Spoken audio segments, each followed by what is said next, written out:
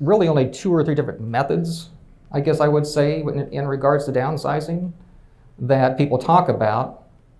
And one is to start in rooms that aren't used or aren't used very often and go one by one item and mark things or put things in piles of things that you definitely want to keep, things that you definitely know you don't want to keep, and although it's discouraged by most people, a maybe pile.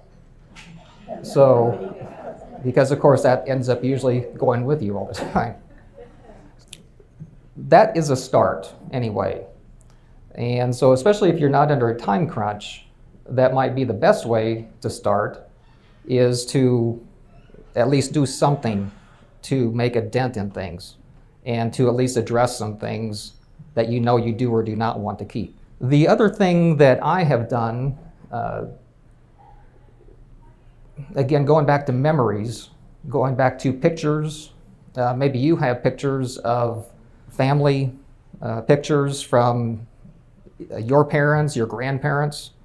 I know in my case, we have pictures that are over 100 years old. Recipes, that was a big thing.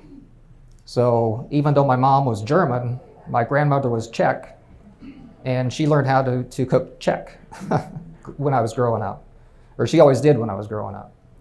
And so she has a lot of recipes that my family want to keep, but how do what's the best way of keeping those without just putting them in a box and putting them on a shelf and then we're never going to see them again, which is actually right where they are now. And so what I've worked at doing is setting up a online Google Drive, which there's different applications, different computer applications that you can set up an online storage.